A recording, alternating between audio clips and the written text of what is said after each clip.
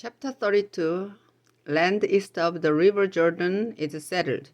This is also told in Deuteronomy 3:12-22. The tribes of Reuben and Gad owned a lot of cattle and sheep, and they saw that the region of Jazer and Gilead had good pasture land.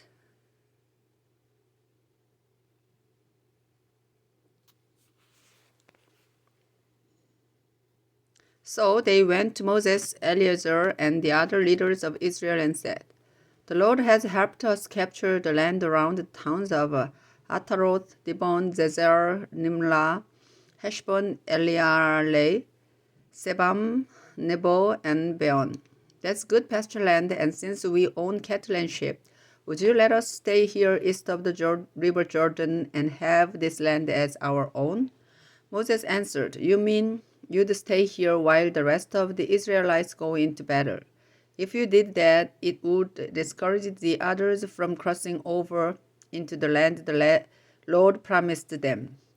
This is exactly what happened when I sent your ancestors from Kadesh Barnea to explore the land. They went as far as Ishkar Valley, then returned and told the people that we should not enter it. The Lord became very angry, and he said that no one who was 20 years or older when they left Egypt would enter the land he had promised to Abraham, Isaac, and Jacob.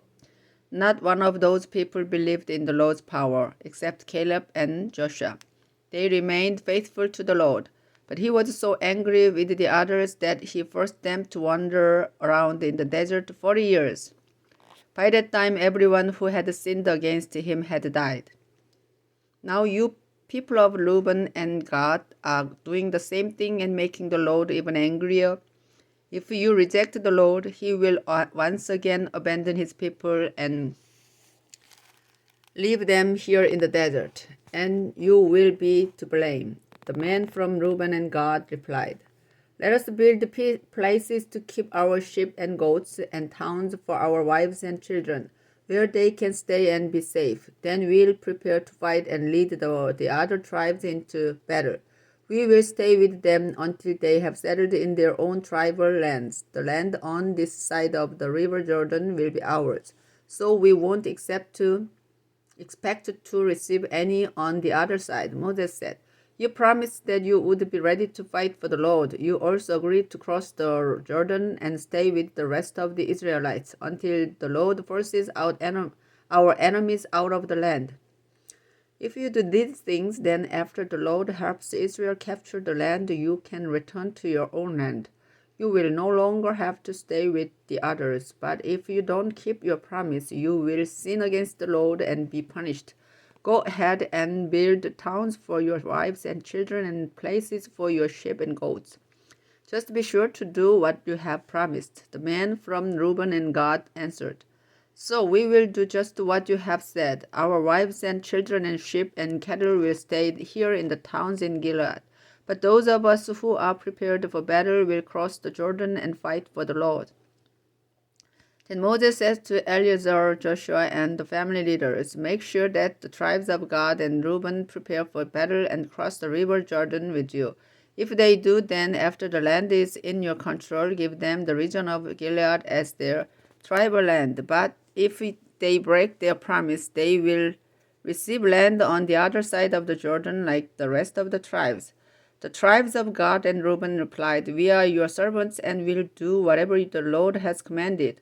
We will cross the river Jordan, ready to fight for the Lord in Canaan, but the land we will inherit as our own will be on this side of the river." So Moses gave the tribes of Gad, Reuben, and half of Manasseh the territory and town that King Sihon the Amorite had ruled, as well as the territory and towns that King Og of Bashan had ruled. The tribe of Gad rebuilt the towns of Dibon, Ataroth, Aroeh, Atroth, Shophan, Jazer, Jogbetha, Beth Nimrah and Beth Haran. They built walls around them and also built places to keep their sheep and goats.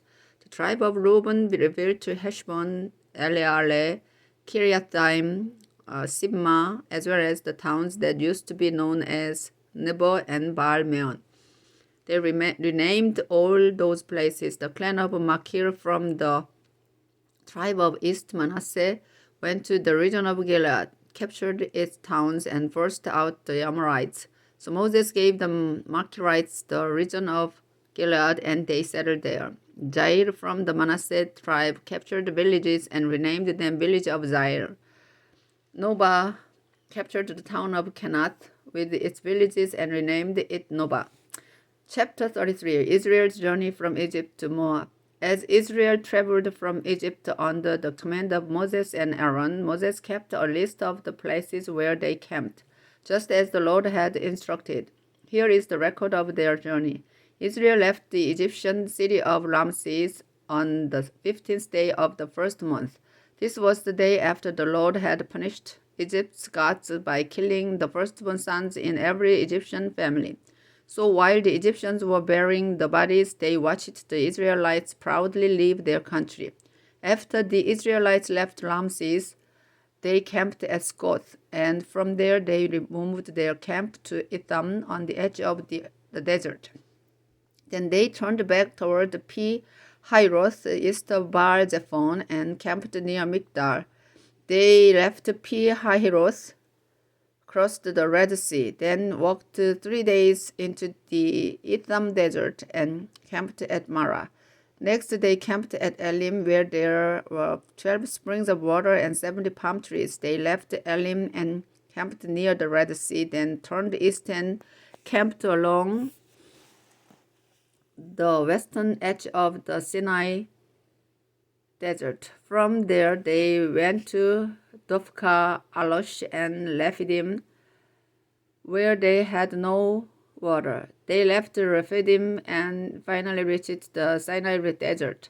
As Israel traveled from the Sinai desert to Kadesh in the Zin desert, they camped at Kibroth Hattahabah, Hazeroth, Ribmah, Rimmon, Perez, Ribnah, Rishah, Kehelatha, Mount Shefer, Harada, Makheloth, Tahath, Terah, Mikka, Hashmonah, Moseroth, Bene Zakan, Hor Hagijagat,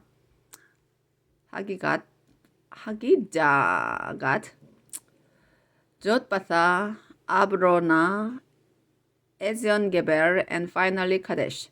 Then they left Kadesh. They came to Mount Hor on the border of Edom. That's where the Lord commanded Aaron the priest to go to the top of mountain. Aaron died there on the first day of the 5th month.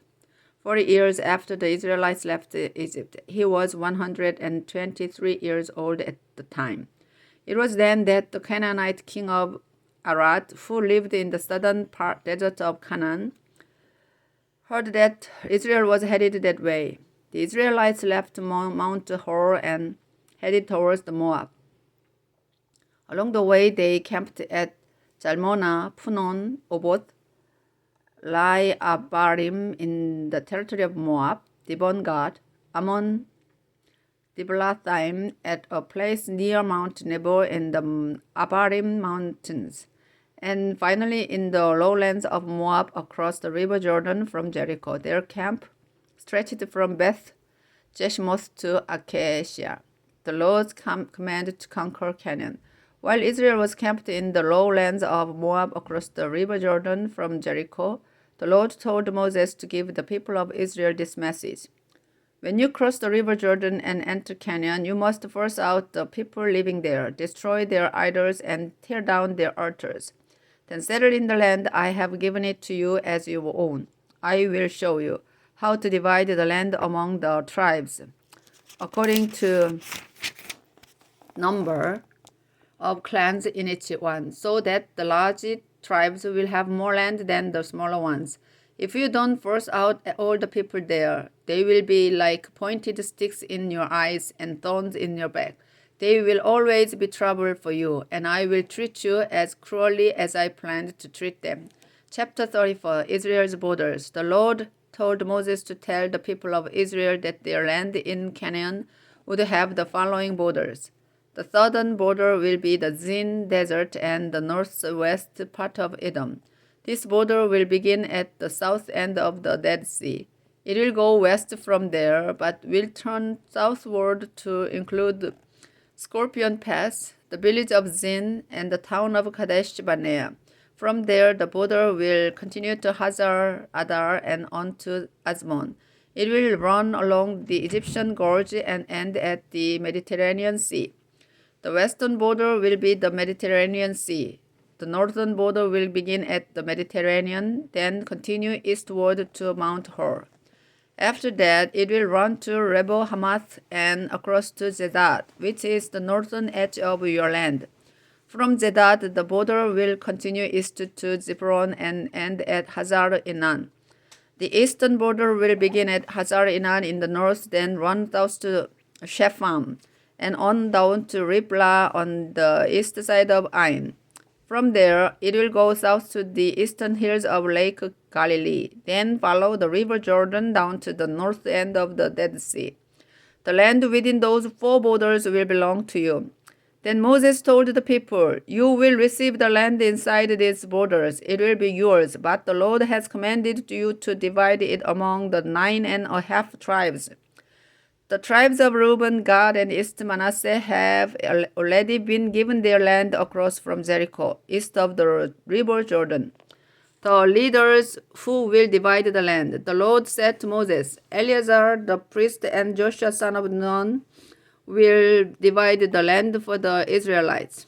One leader from each tribe will help them, and here is the list of their names: Caleb son of Jephunneh from Judah, Shemuel son of Amihud from Simeon, Elidah son of Chislon from Benjamin, Buki son of Jogli from Dan, Haniel son of Ephod from Manasseh, Kemuel son of Shiptan from Ephraim, Elizaphan son of Parnak from Zebulun, Paltiel son of Azan from Issachar, Ahihud son of Shalomi from Asher, and Pedahel son of Amihud from Naphtali. There are the men the Lord commanded to help Eleazar and Joshua divide the land for the Israelites. Chapter 35, the towns for the Levites. While the people of Israel was still camped in the lowlands of Moab across the river Jordan from Jericho, the Lord told Moses to say to them, "When you receive your tribal lands, you must give towns and pastures to the Levite tribe. That way, the Levites will have towns to live in and pastures for their animals. The pasture around each of these towns must be in the shape of a square, with the town itself in the center. The pasture is to measure 900 meters on each side, with 450 meters of land outside each of the town walls. This will be the Levite pasture land. 6 of the towns you give them will be safe towns where a person who has accidentally killed someone can run for protection. But you will also give the Levites 42 other towns, so they will have a total of 48 towns with their surrounding pastures. Since the towns for the Levites must come from Israel's own tribal lands, the larger tribes will give more towns than the smaller ones. The safe towns. This is also told in Deuteronomy 19, 1-13, Joshua 20, 1-9. The Lord then told Moses to tell the people of Israel, "After you have crossed the river Jordan and are settled in Canaan, choose safe towns where a people who has accidentally killed someone can run for protection. If the victim's relatives think it was murder, they might try to take revenge. Anyone accused of murder can run to one of these safe towns for protection and not be killed before a trial is held. There are to be 6 of these safe towns, 3 on each side of the river Jordan. They will be places of protection for anyone who lives in Israel and accidentally kills someone." Laws about murder and accidental killing. The Lord said, "Suppose you hit someone with a piece of iron or a large stone or a dangerous wooden tool. If that person dies, then you are a murderer and must be put to death by one of the victim's relatives. He will take revenge for his relative's death as soon as he finds you. Or suppose you get angry and kill someone by pushing or hitting or by throwing something. You are a murderer and must be put to death by one of the victim's relatives. But if you are not angry and accidentally kill someone in any of these ways, the town people must hold a trial and decide if you are guilty. If they decide that you are innocent, you will be protected from the victim's relative and sent to stay in one of the safe towns until the high priest dies. But if you ever leave the safe town and are killed by the victim's relative, he cannot be punished for killing you. You must stay inside the town until the high priest dies. Only then can you go back home. The community of Israel must always obey these laws. Death is the penalty for murder, but no one accused of murder can be put to death unless there are at least 2 witnesses to the crime. You cannot give someone money to escape the death penalty. You must pay with your own life. And if you have been proved innocent of murder and are living in a safe town, you cannot pay to go back home. You must stay there until the high priest dies. I, the Lord, live among you people of Israel, so your land must be kept pure. But when a murder takes place, blood pollutes the land, and it becomes unclean. If that happens, the murderer must be put to death, so the land will be clean again. Keep murder out of Israel. Chapter 36, the laws about married woman and land. One day the family leaders from the Gilead clan of the Manasseh tribe went to Moses and the other family leaders of Israel and said, So the Lord has said that he will show what land each tribe will receive as their own, and the Lord has commanded you to give the daughters of our relative Zelophehad the land that he would have received. But if they marry men from other tribes of Israel, the land they receive will become part of that tribe's inheritance and will no longer belong to us. Even when land is returned to its original owner in the year of celebration, we will not get back Zelophehad's land. It will belong to the tribe into which his daughters married. So Moses told the people that the Lord had said, These men from the Manasseh tribe are right. I will allow Zelophehad's daughters to marry anyone as long as those men belong to one of the clans of the Manasseh tribe. Tribal land must not be given to another tribe. It will remain the property of the tribe that received it. In the future, any daughter who inherits land must marry someone from her own tribe. Israel's tribal land is never to be passed from one tribe to another. Mahlah, Tisra, Hoglah, Milcah, and Noah, the daughters of Zelophehad, obeyed the Lord and married their uncle's sons and remained part of the Manasseh tribe. So their land stayed in their father's clan. These are the laws that the Lord gave to Moses and the Israelites while they were camped in the lowlands of Moab across the river Jordan from Jericho.